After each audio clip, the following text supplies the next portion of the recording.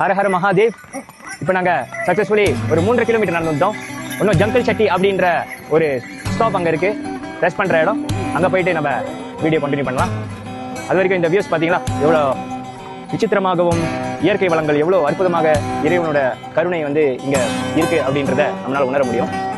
போகும் பாதையில் நீங்கள் வந்து உணர முடியும் எவ்வளோ அழகான ஒரு ஒரு ஒரு பயணம் அப்படின்றத. ரொம்ப கடுமையாக இருந்தாலும் இறைவனோட ஆசீர்வாதங்கள் உங்களுக்கு இந்த பாதையில் நீங்கள் உணர முடியும்.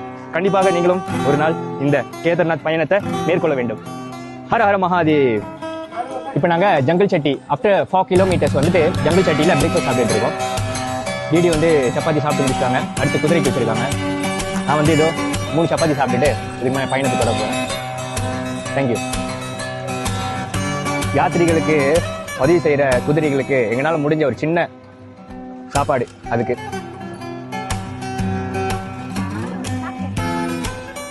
இவர் வராது.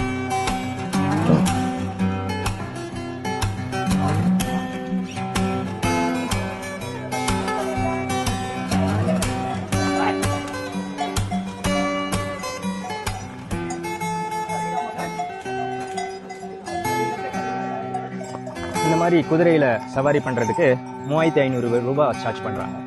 இந்த மாதிரி தூக்கிட்டு போறது பிட்டுன்னு சொல்லுவாங்க. பாஸ்கெட்ல தலையில வச்சு தூக்கிட்டு போவாங்க. இதுக்கு வந்து 5000 rupees வாங்குறாங்க. அடுத்ததா பல்லக்கி. இது 1 வே போறதுக்கு 8000 to 10,000 rupees வாங்குறாங்க. போகும் பாதை எல்லாமே இந்த மாதிரி குதிரை சாணமாக தான் இருக்கும்.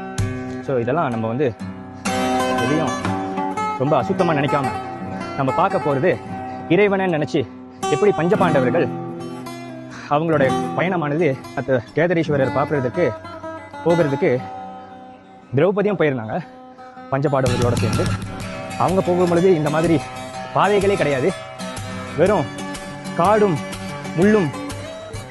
காட்டு பாதையில் போகணும் எப்படி இருக்குமோ அந்த மாதிரி பாதைகளே இல்லாமல் ரொம்ப கடினமாக அவங்க இந்த கேதாரேஸ்வரர் பார்க்க போனாங்களோ அதை விட நம்மளுக்கு ரொம்ப சுலபமான முறையில் இந்த வழியை நம்மளுக்கு ஏற்பாடு பண்ணியிருக்கோங்க. ஸோ அப்படி இருக்க பாதைகளும் ரொம்ப நம்மளுக்கு ஃபேவரபுளாக இல்லை அப்படின்னா நம்ம எதையும் நினைக்காம இறைவனை நினச்சிட்டு நம்ம பார்க்க போகிறது ஈஸ்வரனை நினச்சிட்டு நம்ம ஏறணும் அப்படின்னா நமக்கு இறைவனோட அருள் முழுமையாக அவருடைய கடாட்சம் கிடைக்கும். இத்துடன் இந்த எபிசோட் முடிச்சுக்கலாம். Stay tune guys. அடுத்த எபிசோட்ல முக்கியமான தகவல்களோட நம்ம சந்திக்கலாம்.